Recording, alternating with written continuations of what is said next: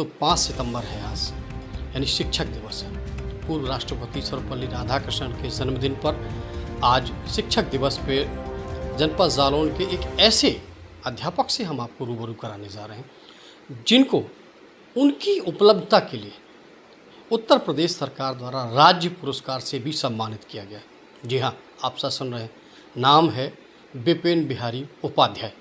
जी हाँ, प्राथमिक विद्यालय अमखेड़ा में पढ़ाने वाले विपिन उपाध्याय। आज हम आपको विपिन उपाध्याय से रूबरू कराने जा रहे हैं कि आखिर ऐसी क्या बात हुई कि उनको उत्तर प्रदेश सरकार ने उनकी उपलब्धियों के लिए राज्य पुरस्कार के रूप में चुना। क्या क्या किया उन्होंने ऐसा। शिक्षक दिवस पर आज विशेष में Vipin Upadhyay on the news.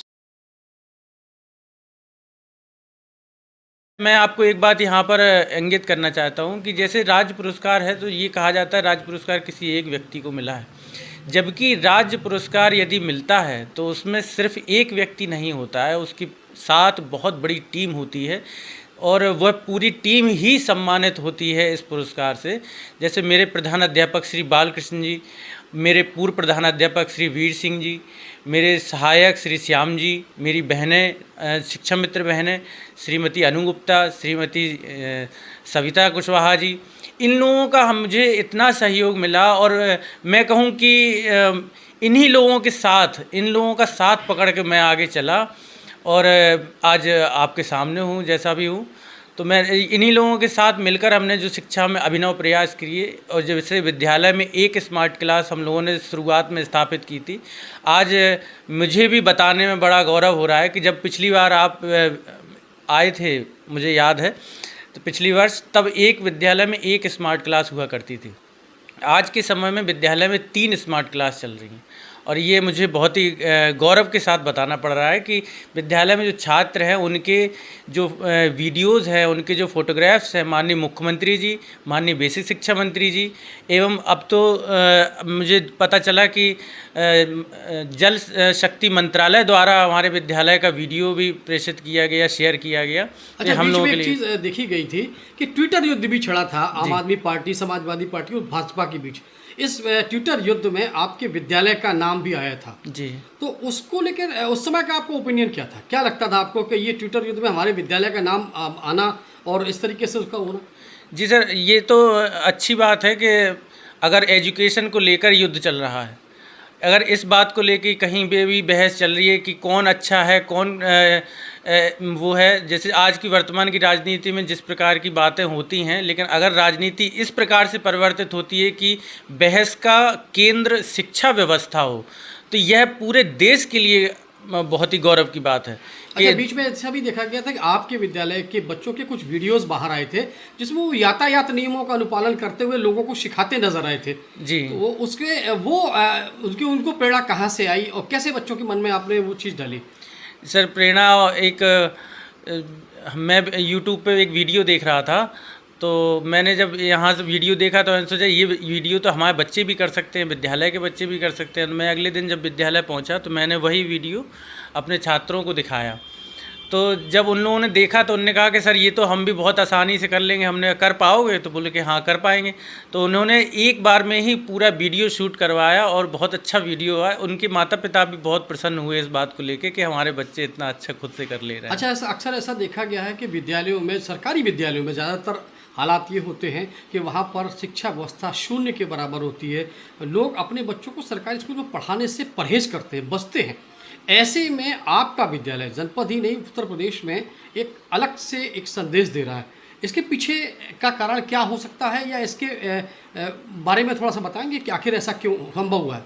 अगर जैसे कहीं पे भी विद्यालय में अगर शिक्षा व्यवस्था में कोई कमी आ रही है तो ये कमी शिक्षक की, मान लीजिए आप कि ये 5% कमी है और अगर देखा जाए तो पूरे समाज का 95% फेल्योर है, क्योंकि सिर्फ शिक्षक सिर्फ शिक्षा देने के लिए विद्यालय जा सकता है, उसके साथ साथ उसको अन्य कामों में लिप्त करना, उससे BLO ड्यूटी करवाना, उससे समय समय पे इलेक्शन ड्यूटी करवाना, और यहाँ तक कि हद तो ये है कि जैसे कभी कभी होता है कि हम लोग अपने बच्चों की परीक्षाएं करवा रहे हैं और उसी समय बोर्ड की परीक्षा चल रही है, तो हम लोगों की ड्यूटी लगा दी जाती है कि आप अपनी परीक्षा बाद में कराइए, पहले हमारे बोर्ड के माध्यमिक के बच्चों की परीक्षा करवाइए। तो ऐसी जब तक हमारी प्राथमिक जो शिक्षा है उसको फर्स्ट लाइन में, फर्स्ट रो में जब तक खड़ा नहीं किया जाएगा, यह हर प्राथमिकता में सबसे अव्वल होनी चाहिए कि प्राइमरी की एजुकेशन को लेकर।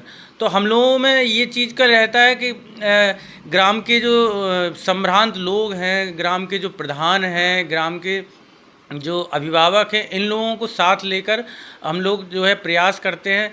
काफ़ी विद्यालय आप देखेंगे आज के समय में, जैसे जनपद जालौन का उदाहरण ले लीजिए, तो इतने बेहतरीन शिक्षक हैं और इतना बेहतरीन कार्य कर रहे हैं कि हम लोगों को भी उनसे बहुत कुछ सीखने को मिलता है। अक्सर देखा जा रहा है जनपद जालौन की अगर हम बात करें तो लगभग 1507 के ऊपर प्राथमिक विद्यालय हैं, 7-8 कस्तूरबा गांधी आवासीय विद्यालय हैं।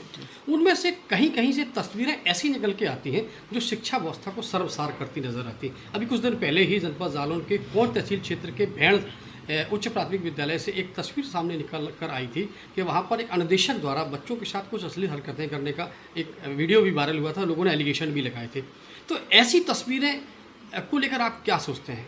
सर, जैसा आपने बताया कि लगभग 1500 विद्यालय जनपद में कार्यरत हैं और संचालित हो रहे हैं, और हम लोगों का परिवार इतना बड़ा है कि 6000-7000 लोगों का परिवार है। इसमें अगर कहीं आप देखें कि पूरे जनपद में अगर कहीं एक उदाहरण आपको निकल के सामने आ रहा है, तो मुझे नहीं लगता कि 6000 लोगों में अगर कोई एक व्यक्ति, तो ये तो कोई अनुपात भी नहीं। ऐसी तस्वीरें कहीं ना कहीं उन चीज़ों को भी शर्मसार करती हैं कि जहाँ पर लोग एक आशा करते हैं कि यहाँ से शिक्षित होकर हमारा बेटा, संस्कारित होकर हमारा बेटा प्रशासनिक अधिकारी बनेगा, राजनेता बनेगा या उन सर्वोच्च पदों पर पहुँचेगा जहाँ पर उनकी चाह होती है। और ऐसे में अगर ऐसी तस्वीरें निकल कर आती हैं तो ऐसे लोगों को आप क्या संदेश देंगे? मैं यही संदेश दूंगा कि जो हम लोगों को दायित्व मिला है, यह दायित्व बहुत ही सौभाग्यशाली लोगों को मिलता है, क्योंकि टीचर बनना ही अपने आप में एक बहुत बड़ा दायित्व है, बहुत बड़ी जिम्मेदारी है। आप उन बच्चों को आप शिक्षित करने के लिए चुने गए हैं जिन्हें अभी तक वंचित रखा गया शिक्षा से। तो हम लोग इन बच्चों के लिए अपना सर्वस्व त्याग कर उनकी शिक्षा के प्रति जागरूकता बनाएं।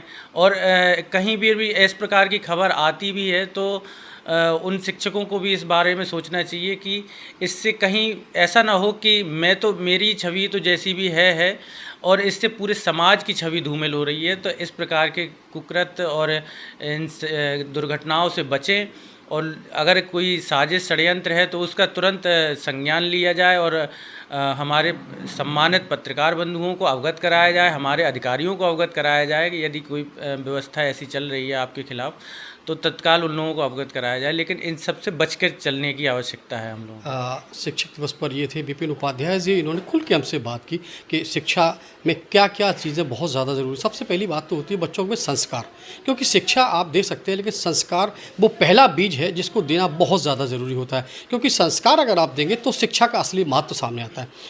आज शिक्षक दिवस पर फिलहाल इतना ही, मिलते हैं फिर। नमस्कार।